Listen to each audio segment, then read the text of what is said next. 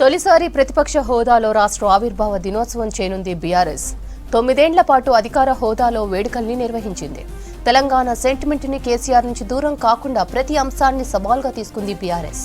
9 ఏళ్ల గ్యాప్ తర్వాత అధికార కాంగ్రెస్ పార్టీకి దీటుగా ఆవిర్భావ వేడుకలు చేయాలని బీఆర్ఎస్ డిసైడ్ అయింది.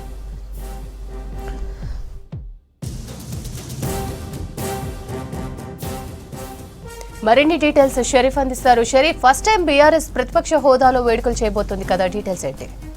ఎగ్జాక్ట్లీ శ్రవంతి, దాదాపు 9 సంవత్సరాలుగా అధికార హోదాలో ఉన్నటువంటి బీఆర్ఎస్ పార్టీ అప్పట్లో అధికారికంగా తెలంగాణ రాష్ట్ర ఆవిర్భావ దినోత్సవ వేడుకల్ని అంగరంగ వైభవంగా నిర్వహించింది. మనం అవన్నీ కూడా చూసినాం.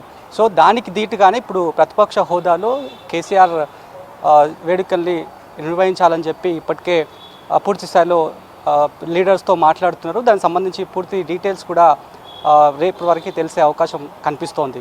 సో 9 సంవత్సరాల పాటు ఒకవైపు ఇప్పుడు అధికారంలో ఉన్నటువంటి కాంగ్రెస్ పార్టీ 9 సంవత్సరాలుగా అధికారంకి దూరమైంది కాబట్టి అంతే ధీటుగా అధికారిక హోదాలో అధికారిక కాంగ్రెస్ పార్టీ అది అఫీషియల్గా వేడుకలు నిర్వహించాలని చెప్పేటైతే భావిస్తుందో దానికి ధీటుగానే మొదటి నుంచి 9 సంవత్సరాలుగా ఎట్లనైతే వేడుకలను ఏర్పాటు చేస్తూ వస్తున్నారో అదే తరహాలోనే ఇప్పుడు కూడా అంతే స్పీడ్గా, అంతే వేగంగా, అంతే క్యాడర్లో ఉత్సాహంతో మళ్ళా వేడుకలు చేయాలనేదిగా, అంటే అప్పుడు అధికార హోదాలో అదేవిధంగా ఇప్పుడు కేవలం పార్టీ పరంగా కార్యక్రమాలు చేయాలనేది కూడా ప్రస్తుతానికైతే బీఆర్ఎస్ పార్టీ ఆలోచిస్తుంది. దానికి యాక్షన్ ప్లాన్ కూడా రెడీ చేస్తున్నటువంటి పరిస్థితి అయితే మనకు కనిపిస్తోంది.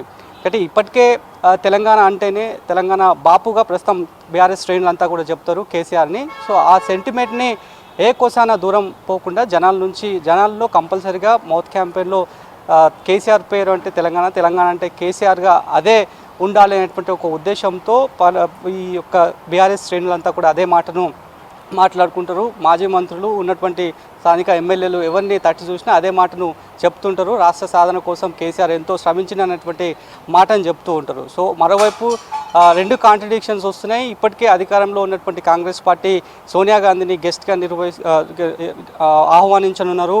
ఆమె ఇస్తేనే, సోనియమ్మ తెలంగాణ ఇస్తేనే ఇదంతా కూడా సాధ్యమైందనేటువంటి వర్షన్ని వాళ్ళు చెప్తున్నారు. కాబట్టి ఈ సర్కమ్స్టెన్సెస్లోనే ఇటు కాంగ్రెస్ పార్టీ పొలిటికల్ స్టేట్మెంట్లు, ఆ తర్వాత ఇప్పుడు ప్రతిపక్ష హోదాలో తొలిసారిగా 9 సంవత్సరాల పాటు అధికారంలో ఉండి ఇప్పుడు అధికారం కోల్పోయిన తర్వాత మొదటిసారిగా ఈ కార్యక్రమాలను ఏర్పాటు చేస్తారు. కాబట్టి ఏ రకంగా పొలిటికల్ స్పీచ్ కేసీఆర్ది ఉండబోతోంది, ఏ రకంగా ముందుకు వెళ్ళబోతున్నారనేటువంటి ఒక చర్చనైతే బీఆర్ఎస్ పార్టీలో అంతర్గతంగా నడుస్తోంది. ఇప్పటికే బస్సు యాత్ర ఫుల్ సక్సెస్ అయిందని చెప్తున్నారు. గడిచిన 5 నెలల్లో కాంగ్రెస్ పార్టీ పైన ఏ పార్టీకి రానంతగా వ్యతిరేకత మూడగట్టుకుంది అనేటువంటి ఆరోపణ ఇప్పటికే బీఆర్ఎస్ పార్టీ కాంగ్రెస్ పార్టీ పైన చేస్తుంది. కాబట్టి మరి జూన్ 2న ఏ రకమైనటువంటి కార్యక్రమాలతో బీఆర్ఎస్ పార్టీ ముందుకు పోతుంది, జనాల్లో ఏ రకంగా తెలంగాణ సెంటిమెంట్ని కేసీఆర్కి లింక్ చేస్తూ ఏ రకమైనటువంటి పొలిటికల్ స్పీచెస్ బీఆర్ఎస్ పార్టీ నేతలు ఉంటాయి అనేది కూడా చూడాలి.